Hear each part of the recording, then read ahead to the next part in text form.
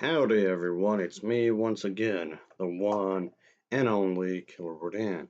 So, alright, more horror movies to talk about for the month of October, because that's what I'm going to be doing all month long. Like it's a tradition of mine, we'll just talk about spooky stuff, like we always do. Well, I probably would have done it regardless, but still, seems like a perfect excuse, the month of October, to talk about these kinds of stuff. So, okay, I figured since I reviewed the other installments of this franchise, the Spanish horror film, found footage kind of thing, so reviewing part three, which in some ways is kind of viewed as the oddball of the series in some ways because, yeah, it kind of feels out there, like really out there. And yeah, I can see that. Oh, definitely. Whatever, guess. Yep, this is the one, folks. Why is there a third movie? Well, hell if I know, but there you go, I guess. Yes, of course, this has something to do with the fact that the second movie, as mentioned in my previous video, was highly successful. So, of course, the studios would just think, sequel again. So, here we are, I guess. I mean, might as well, I guess. Whatever. So, here we are with the third installment of the series. Definitely. But alright, like always, I do have to talk about the plot, so let's get into it, shall we? Oh, definitely. Oh, yeah. Because that's what I do, talking about the stories and whatnot.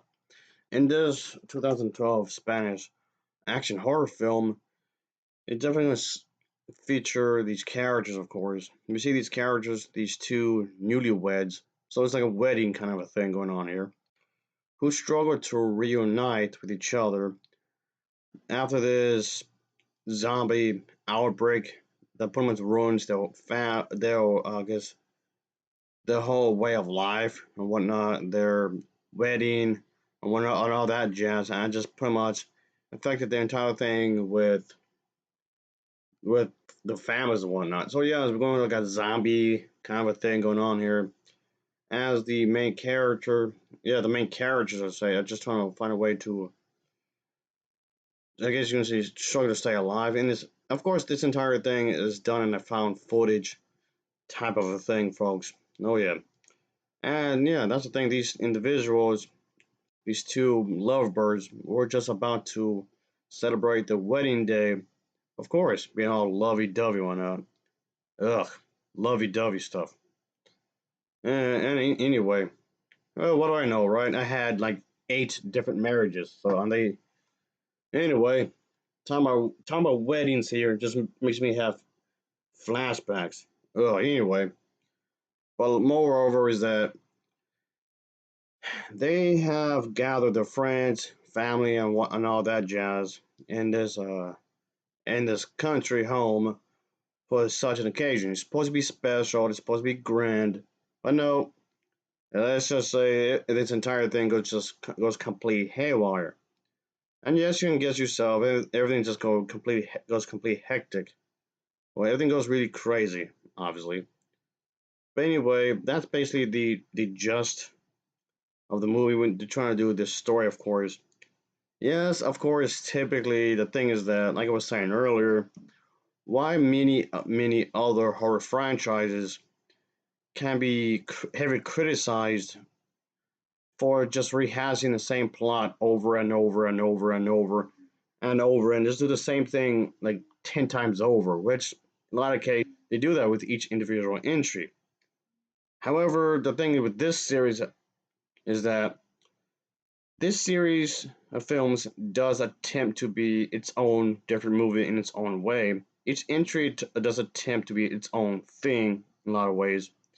Well, yes, these movies are supposed to take place in the same universe, sure, but this is the one in the series that really goes crazy with it, I guess you can say.